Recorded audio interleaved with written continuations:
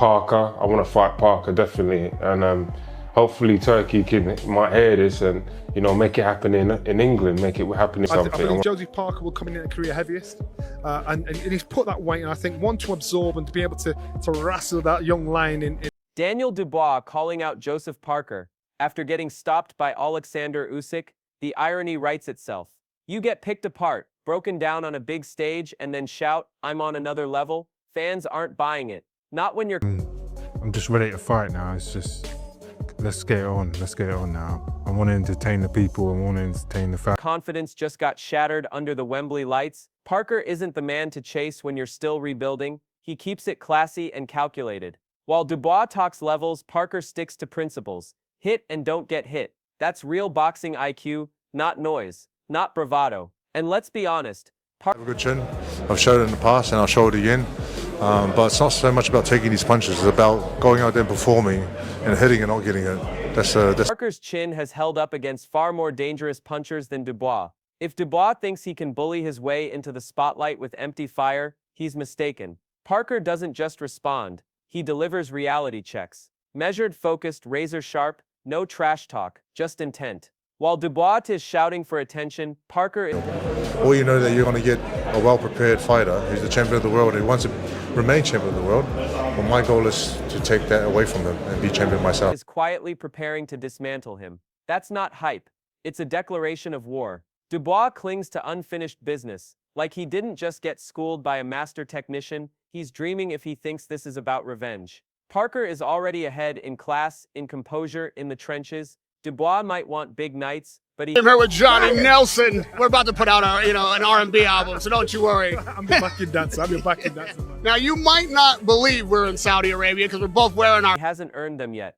Fans are asking for substance, not sound bites. Johnny Nelson put it best, Parker is the superior technician. That's what separates contenders from true champions. Dubois might bring power, but Parker brings layers. Timing, control, poise, and chaos. And Andy Lee didn't hold Dubois, and not to fight fire with fire. I think the better technical boxer is Joseph Parker. Hold back either. Dubois is being sized up and seen for what he is. A raw, one-dimensional puncher in a division filled with evolved heavyweights. He's not quicker than Wilder, not stronger than Joyce, not slicker than the southpaws Parker's already faced. So what does he really offer? Another pulled-out fight, another half-hearted, I didn't quit moment on the canvas. Parker's been in deep waters and come out stronger. Dubois is just getting exposed. Joseph Parker has already danced with lions. Daniel Dubois, he's still figuring out how to roar. That puffed-up physique didn't save him from Usyk's dismantling, and it won't mean much when Parker starts digging to the body and tagging that chin. This isn't a step up for Parker, it's a step back. But if Dubois wants to... Dubois, he's not bigger than Zhang.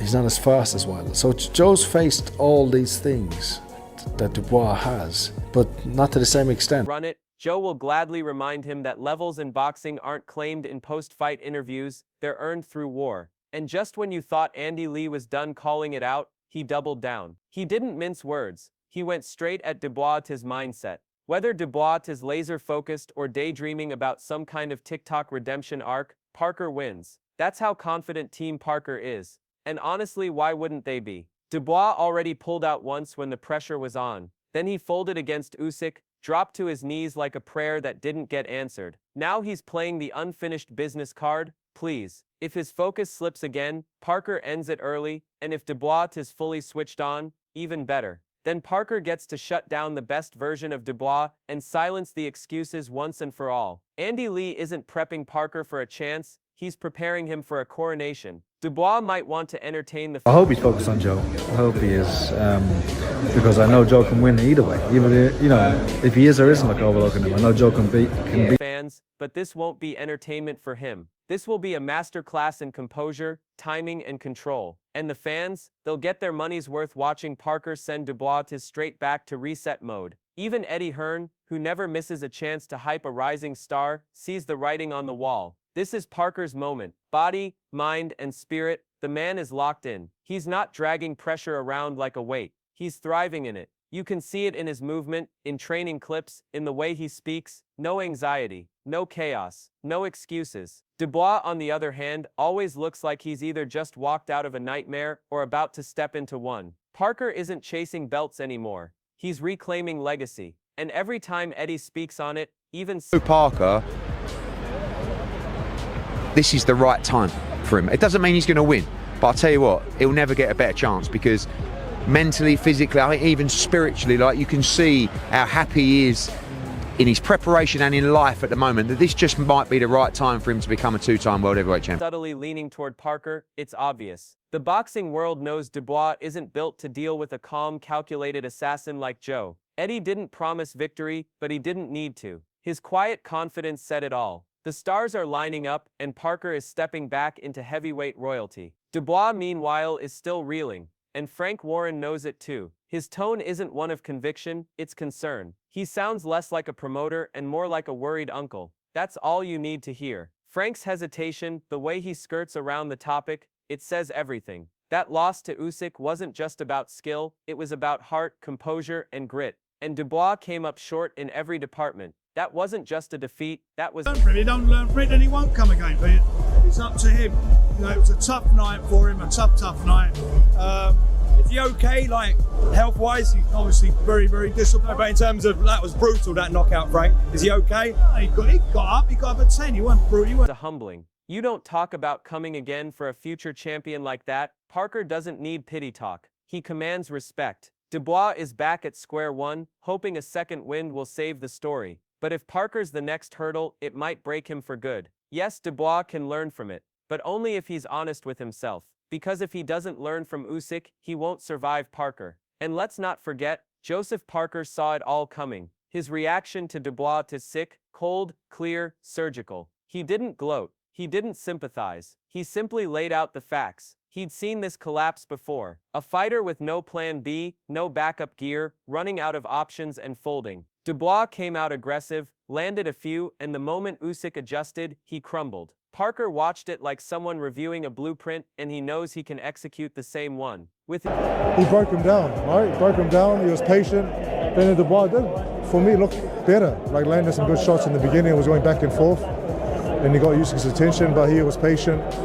Feints, movement. His timing and his durability, Parker doesn't just win that fight, he teaches Dubois. The moment Dubois starts to doubt himself, Parker will be there pouncing without hesitation. No panic, just poise. That's what makes Parker so dangerous. And then there's Adam Smith, echoing what everyone was already thinking. What was Dubois doing partying before the biggest fight of his career? That wasn't confidence. That was delusion. You don't prep for an elite tactician like Usyk with Instagram filters and good vibes. You prepare with focus, with fire, with fear of failure and hunger to win. That's what Parker brings. He doesn't just want the win. He wants to prove something. And if Dubois is the next name on the list, so be it. Parker's already plotting, already moving, already pulling. Way that I think you should prepare for an undisputed heavyweight championship. I can't see how his mind, surely you want to give yourself the best possible chance. That said, he went out, he gave it his best,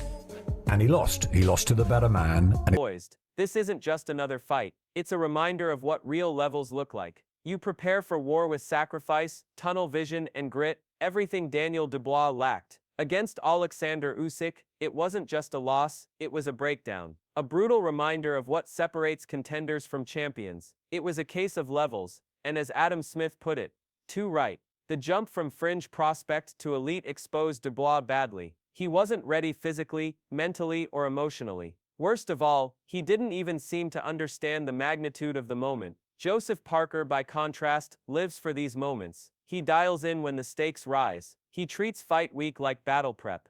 No distractions, no nonsense. That's the difference. That's why this version of Dubois simply isn't ready for the storm Joe brings. Dave Coldwell raised a point that might be Dubois' Achilles heel: pressure, and not just from the opponent, but from everything around him. The media, fans, the hype squad behind the scenes. That weight doesn't lift Dubois. It's there's pressure coming on more and more, even by people just saying, good luck, mate. You've got this, mate. You're going to smash him, mate. It's just a bit more pressure, a bit more tension, a bit more expectancy from them that's added on to the fighter. The fighter's going into the ring not only wanting to win the fight for himself, but also feels the added pressure from. It crushes him. We saw it when he faced Joe Joyce. Saw it again against Usyk. The moment things go wrong, his system collapses. Fighters like Parker don't crumble under pressure, they channel it. Joe's fought under lights brighter than anything Dubois has seen. A sold-out stadium against Anthony Joshua. Wars with Andy Ruiz, Derek Chisora, and Zhilei Zhang. He's been through fire and never folded. That's experience. That's mental maturity. Dubois, he still walks to the ring trying to convince himself he belongs. Parker walks in knowing he does. Coldwell wasn't just talking tactics, he was pointing to something deeper mindset. Boxing is unforgiving to fragile minds. If Parker senses hesitation, uncertainty, or fear, he will exploit it. And Dubois, once again, will fold not from the pressure of punches but from the pressure of expectation. Even in the aftermath of the Usyk fight, Dubois' team did more damage than good. Don Charles tried to defend his fighters' pre-fight antics, including a now infamous house party, by claiming it worked before. Seriously, that might have flown when the opposition was lower tier, but against the pound for getting to Wembley was against AJ and it worked. So that's a genius move by the father, right?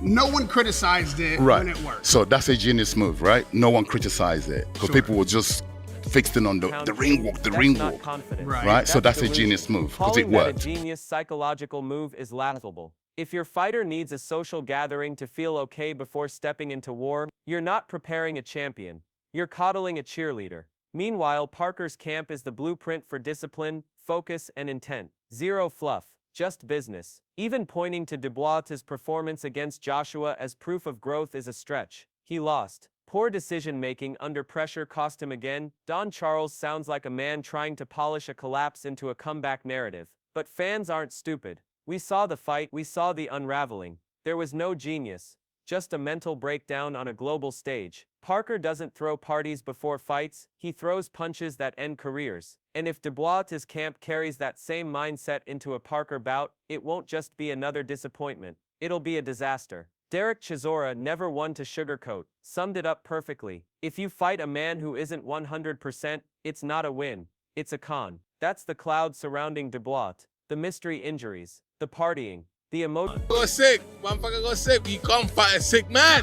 Okay, you can't fight a sick man, but you can wait until that man gets well so you can get your title shot. Is not fighting him. Emotional swings. Something always seems off. And Chisora, like the rest of us, isn't buying the excuses. You don't get to cry foul after being dismantled and then act like you're ready to take on another top-tier contender. You want Parker, earn it. Show you can fight without imploding midway through. Accountability matters. Because here's the truth. Parker isn't a stepping stone in Dubois' redemption arc. He's a destroyer disguised as a technician. If Dubois shows up half-prepared again, if he walks in with that same fragile energy, Parker won't just beat him. He'll break him worse than Usyk did. And this time, there won't be any "I didn't quit" sound bites to hide behind. This isn't just another call-out. This is a reckoning. Dubois calling out Parker after the Usyk loss doesn't come off as ambition. It reeks of desperation. A man trying to patch over credibility gaps with noise. Meanwhile, Parker has stayed quiet, focused, and sharp. For him, this isn't personal.